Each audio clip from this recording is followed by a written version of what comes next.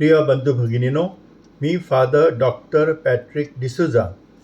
आज मी लग्नाच्या मेजवानीचा दृष्टांत मत्तेकृत शुभवर्तमान धडा 22वा वचन 1 ते 14 यावर चिंतन करत आहे.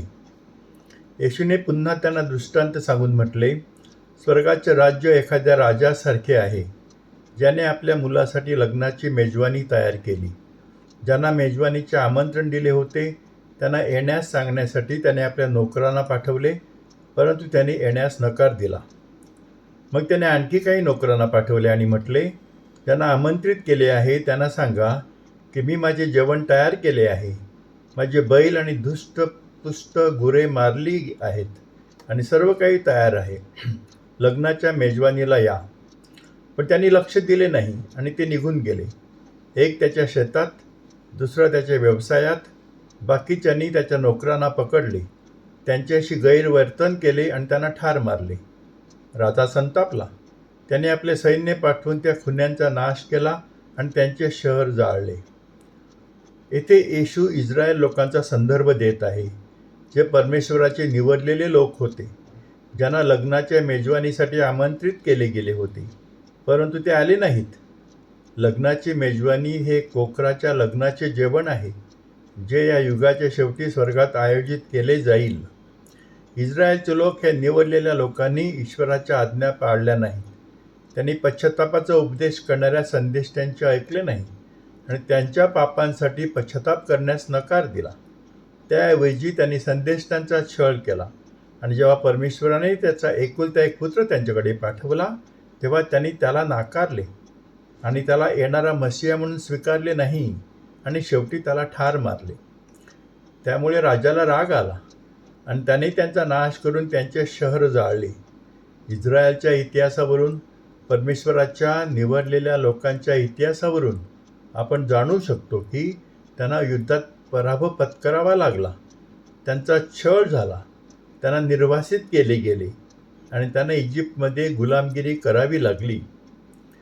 हा दृष्टांत प्रामुख्याने कोकराच्या विवाह भोजनाबद्दल आहे, जे या युगाच्या शेवटी स्वर्गात आयोजित केले जाईल.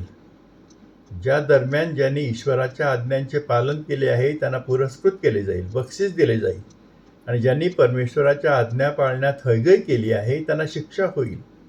हे जगाच्या इतिहासातील प्रत्येक वय आणि कालावधीत राहणाऱ्या सर्व लोकांना देखील उद्देशित आहे. म्हणून आपण हे स्पष्टपणे समजून घेणे आवश्यक आहे की ही सुवार्ता, हे शुभवर्तमान केवळ त्या लोकांना उद्देशून नाही, जे या लग्नाची मेजवानी आयोजित केली जाईल त्या काळाच्या शेवटी राहतील. हे येथे राहणाऱ्या सर्व लोकांना संबोधित केले आहे. आणि आता याचा अर्थ असा आहे की जो आपल्याला देखील संबोधित आहे, कारण ही लग्नाची मेजवानी जगाच्या इतिहासात प्रत्येक वयात आणि काळात आयोजित केली जाते.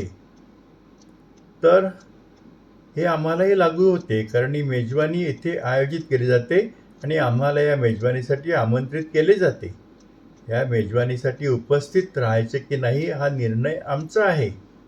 आपल्यासाठी या दृष्टांताचा अर्थ असा आहे की परमेश्वर आपल्याला आपल्या पापांसाठी पश्चाताप करण्यासाठी, आपले पापमय जीवन सोडून त्याच्याकडे परत जाण्यासाठी सतत आमंत्रित करतो.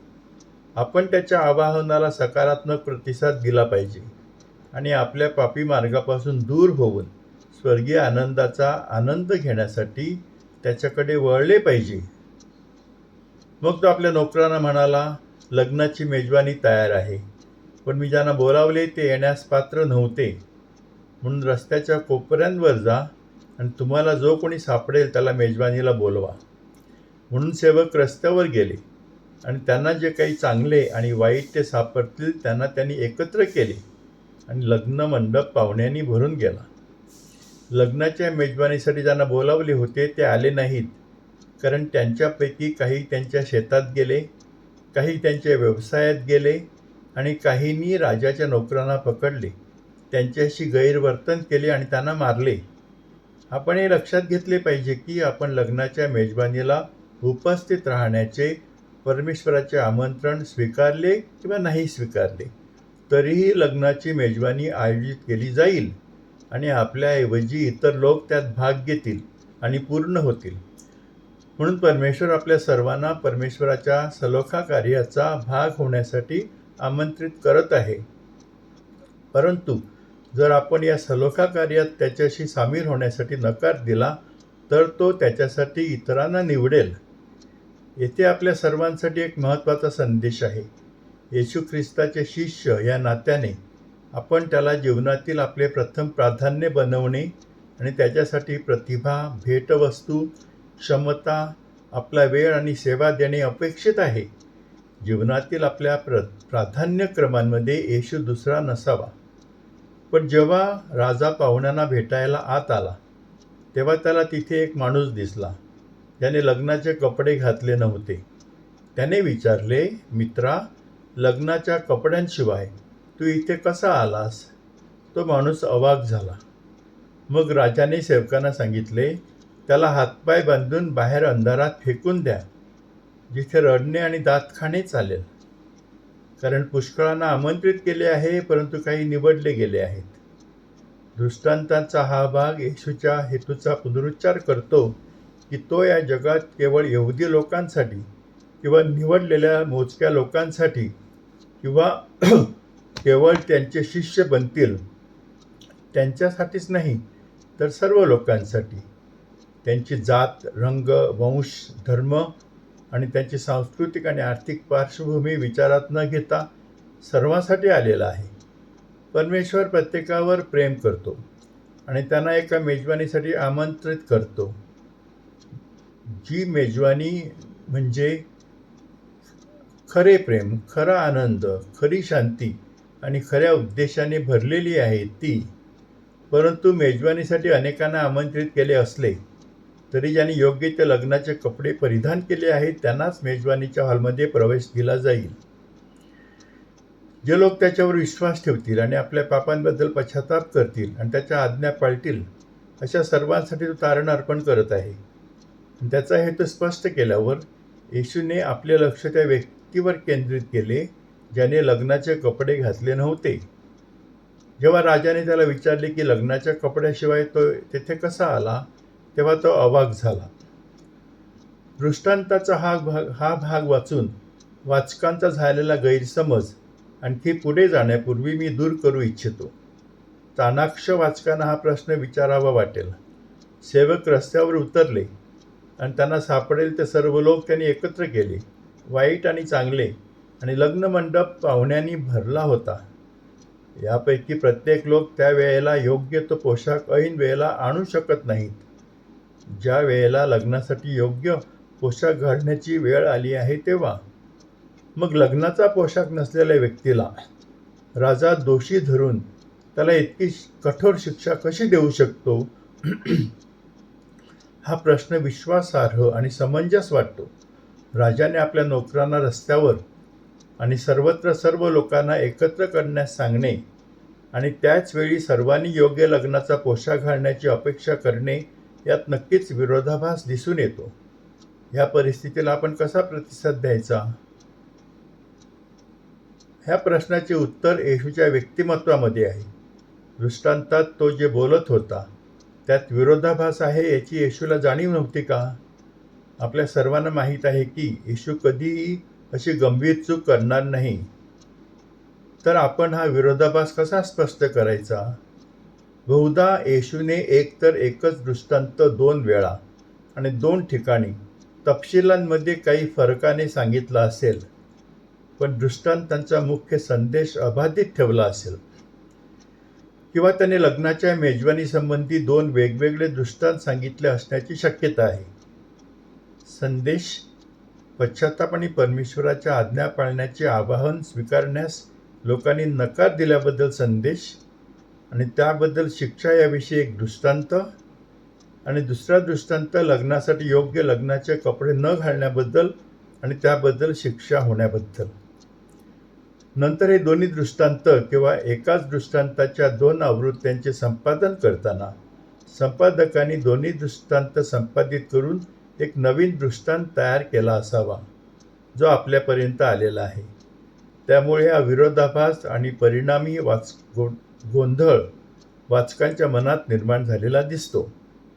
परंतु लग्नाच्या योग्य कपड्यासंबंधीच्या दृष्टांताच्या वरवर विरोधाभासी वाटणाऱ्या या चर्चेत येशू देऊ इच्छित असलेला मुख्य संदेश आपण गमावू नये, आणि तो म्हणजे आपण लग्नाच्या मेजवानीसाठी योग्य कपडे घातले पाहिजेत. लग्नासाठी योग्य कपडे किंवा पोशाख याचा अर्थ काय आहे? या प्रश्नाचे उत्तर प्रकटीकरणाच्या पुस्तकाने आणि पौलाने देखील दिले आहे. प्रकटीकरणामध्ये असे म्हटले आहे की तिला उत्तम तागाचे, तेजस्वी आणि शुद्ध कपडे घालण्याची परवानगी देण्यात आली होती, कारण तलम धागा हे संतांचे धार्मिक कृत्य आहे. अशा प्रकारे योग्य लग्नाचे कपडे घालणे म्हणजे धार्मिक कृत्य करणे. प्रभूच्या विवाह सोहळ्यात प्रवेश मिळावा म्हणून आपण आपल्या जीवनात धार्मिक कृत्य करणे अपेक्षित आहे, कारण ते परमेश्वराचे राज्य आहे. लग्नाचे योग्य कपडे घालणे म्हणजे काय याचा अर्थ पौल खालील प्रकारे स्पष्ट करतो. 1. तुमच्या पूर्वीच्या जीवन पद्धतीप्रमाणे वागणे दूर सारा आणि नवीन मनुष्याला परिधान करा, जो ईश्वराच्या प्रतिरूपाने, सत्याने आणि पवित्रतेने निर्माण केला गेला आहे. येथे पौल लग्नाच्या कपड्यांची बरोबरी करतो.